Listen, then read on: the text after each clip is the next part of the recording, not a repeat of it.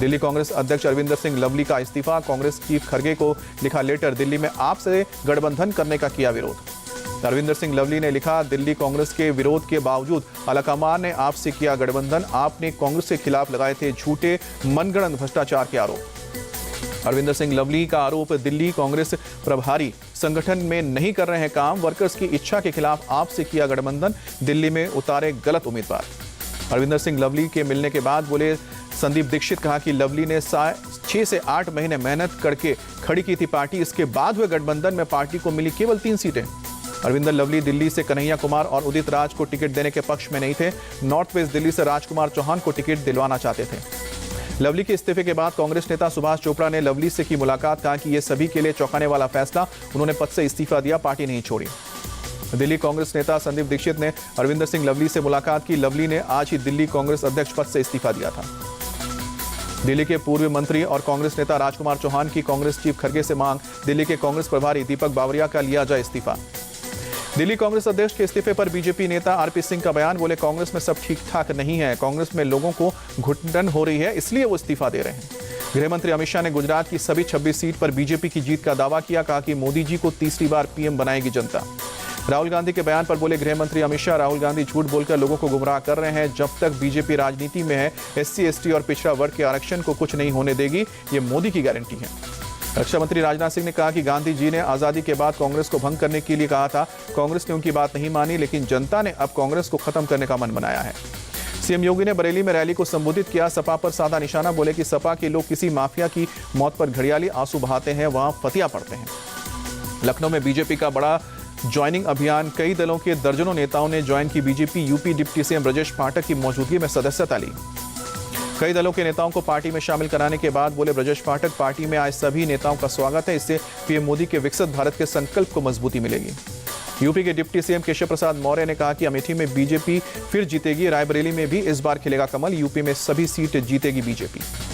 SP chief Akhilesh Yadav ने post कर PM Modi पर निशाना साधा, लिखा कि झूठ बोलना मूर्ख बनाने की मानसिक साजिश का रूप है, जिस दिन झूठ खुलता है उस दिन वो सबसे ज्यादा अपमानित और पराजित होता है। नामांकन से पहले रामलला के दर्शन करने अयोध्या पहुंची स्मृति ईरानी, अमेठी से बीजेपी की प्रत्याशी। जातिगत जनगणना पर कांग्रेस की पोस्ट, लिखा कि जातिगत जनगणना हमारा मिशन, हमारी सरकार आते ही कराएंगे जातिगत जनगणना। मुंबई में केंद्रीय मंत्री पीयूष गोयल ने मॉर्निंग वॉक के दौरान लोगों से की मुलाकात, मुंबई नॉर्थ ईस्ट सीट से बीजेपी उम्मीदवार हैं पीयूष गोयल। केंद्रीय मंत्री पीयूष गोयल ने राहुल गांधी को दी चुनौती, उत्तर मुंबई आकर चुनाव लड़ने को कहा, अमेठी वाराणसी में आजमा सकती है किस्मत। मुंबई में बीजेपी नेता उज्जवल निकम ने मुंबा देवी मंदिर में दर्शन कर शुरू किया चुनाव प्रचार, मुंबई नॉर्थ सेंट्रल से बीजेपी ने बनाया प्रत्याशी। मुंबई नॉर्थ सेंट्रल सीट से बीजेपी कैंडिडेट उज्जवल निकम बोले, मेरा नया जीवन शुरू होने जा रहा है, संसद की ऐसा रास्ता है जिससे हम आम आदमी की कर सकते हैं सेवा। अमित मालवीय ने पोस्ट कर कांग्रेस पर साधा निशाना, लिखा कि 6 सितंबर 2010 को पूर्व पीएम मनमोहन सिंह ने कहा था, सभी को मुफ्त भोजन नहीं दे सकती है सरकार, पीएम मोदी 80 करोड़ लोगों को दे रही है फ्री राशन। हैदराबाद में बोले आरएसएस चीफ मोहन भागवत, संविधान के अनुसार आरक्षण के समर्थन में है संघ, कुछ लोग प्रसारित करते हैं झूठे वीडियो। हैदराबाद में एआईएमआईएम प्रत्याशी असदुद्दीन ओवैसी का door to door campaign, old Malakpet इलाके में लोगों से मांगे वोट। एमपी के सीएम मोहन यादव ने प्रियंका गांधी पर साधा निशाना, बोले कि प्रियंका गांधी शादीशुदा है फिर भी मंगलसूत्र नहीं पहनती, वोट के चक्कर में अपना सरनेम भूली प्रियंका। सुप्रिया श्रीनेत ने शेयर किया था आचार्य प्रमोद कृष्णम का वीडियो, लिखा मोदी के करीबी आचार्य कृष्णम आरक्षण खत्म करने की कर रहे हैं बात, हम ऐसी सामंतवादी सोच नहीं होने देंगे कामयाब। आरक्षण पर अपने वायरल वीडियो पर आचार्य प्रमोद कृष्णम ने दी सफाई, कहा कि वीडियो 1 साल पुराना है और आधा अधूरा है, कांग्रेस को इस तरह से दुष्प्रचार करने का कोई फायदा नहीं मिलेगा। एमपी के सीएम मोहन यादव ने अमित शाह पर दिग्विजय सिंह के बयान की निंदा की, कहा कि दिग्विजय सिंह को मांगनी चाहिए माफी। कोल्हापुर के बापट कैंप इलाके में सीएम शिंदे ने की कैंपेनिंग, अनंतपुरम सोसाइटी का किया दौरा, एक बच्चे के जन्मदिन कार्यक्रम में शामिल हुए। पीएम के बयान पर बोले संजय राउत, देश में 10 साल से एक तानाशाह राज कर रहा है, उससे अच्छा है कि एक मिलीजुली सरकार बने, हमारा गठबंधन 300 से ज्यादा सीट जीतेगा।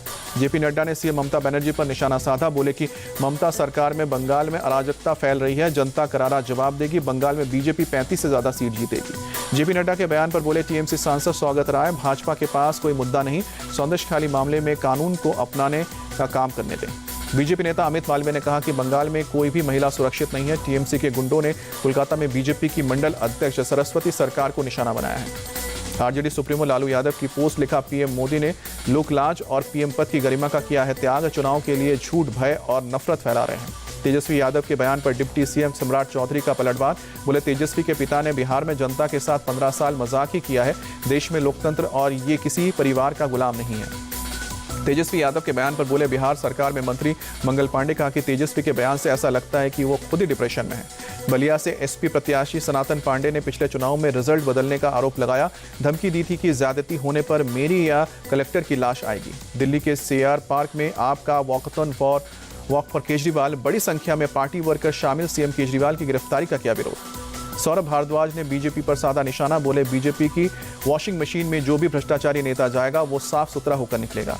आपके वॉक फॉर केजरीवाल कार्यक्रम में शामिल हुए मंत्री आतिशी बोली दिल्ली के लोग केजरीवाल के समर्थन में हैं। जनता ही केजरीवाल के लिए कर रही है प्रचार। दिल्ली के मंत्री सौरभ भारद्वाज बोले आम चुनाव के ठीक पहले झूठे केस में सीएम केजरीवाल को किया गया अरेस्ट। ये इतना बड़ा